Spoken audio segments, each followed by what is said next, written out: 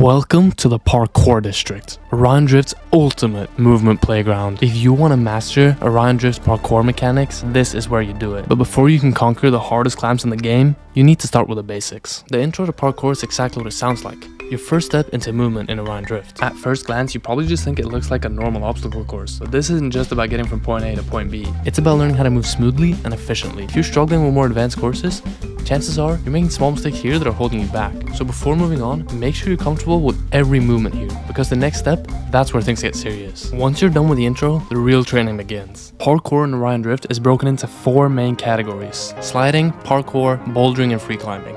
Each one focuses on a specific skill, and you're going to need all of them if you want to complete the hardest challenges in this game. Sliding isn't just about going fast, it's about controlling your momentum. A clean slide lets you flow through course without losing speed, while a bad slide, that'll stop you dead in your tracks. A good slide doesn't just keep speed, it builds it. If you time it right, you'll come out faster than you went in. And that's where carving becomes a game changer. But I'll get into carving later. Once you start using slides properly, you can start changing them into different moves, wall runs, jumps, quick turns, making even the hardest routes way more efficient. Parkour challenges are where you learn to chain movements together. Every jump over an obstacle, every jump on a wall, every grab of a ledge has to be intentional. Over jump and you miss, under jump and you fall. This is where movement control actually starts to matter. The difference between landing a jump and failing completely is just a few inches. That's why if you want to get good, you need to hit every move, first try, no hesitation.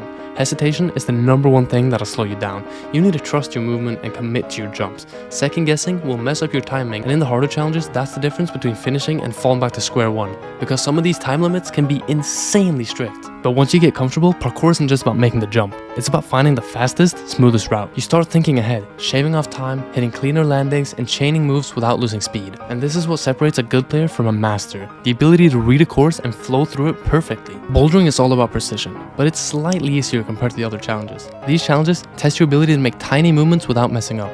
Every ledge grab, every push-off has to be exact, but in the grand scheme of parkour, this might not be as relevant for advanced challenges. To master bouldering, focus on landing the exact same spot every time.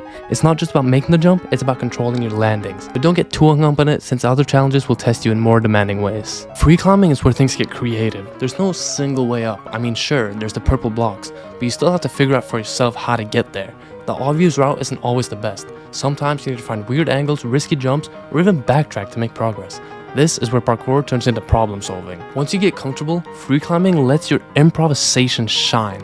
You'll start using the environment in creative ways you never thought possible. And once you've mastered all 4 categories, sliding, parkour, bouldering, and free climbing, it's time for the real test. The master challenges. 29 climbs, each one designed to be absolutely brutal. Some push your speed and reaction time to the limit, and some just exist to make you suffer. These challenges will expose any weakness in your movement. If you're bad at precision, you're not making it past half the challenges. Struggle with speed? Well, good luck on all of them.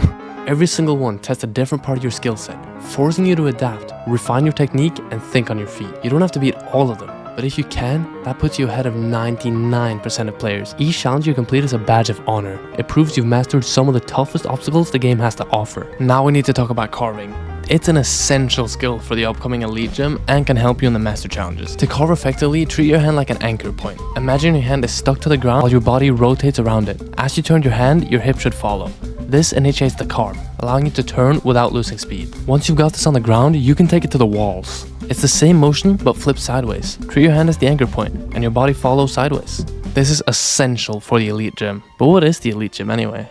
Well, you see, the Master Challenges aren't the hardest thing in this district. That title belongs to the Elite Gym, the final proving ground for any true parkour enthusiast. 7 climbs, each one designed to push you to your absolute limits, testing every skill you learned up until now. Every one of these challenges is brutal, but there are 2 that truly stand above the rest.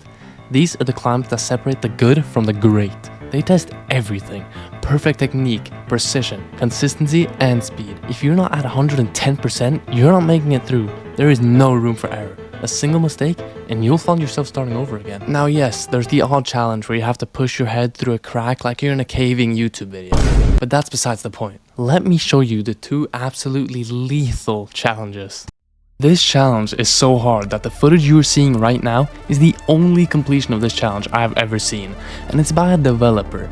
That really shows just how brutal and torturous this challenge is. It's the kind that breaks you down, and if you do manage to complete it, you truly earned your place at the top. I'm really debating. Let's go! Now, for the final challenge. I couldn't even find any footage of someone completing this one, and believe me, I've tried my fair share of times, and I can't even make it past the first stick. The core thing that makes this challenge so tough is that you can't grab, and with the platforms being incredibly thin, landing on them feels nearly impossible. And to top it all off, you have to climb upwards, which just adds that extra layer of suffering. It's a test of precision, patience, and sheer willpower. But when you finally conquer all of these climbs, that's when you know you've truly made it. The Elite Gym is the peak of Orion Drift's parkour. Master it, and you've officially proven yourself as one of the best parkour players in the game. This video took a lot of effort, so please subscribe.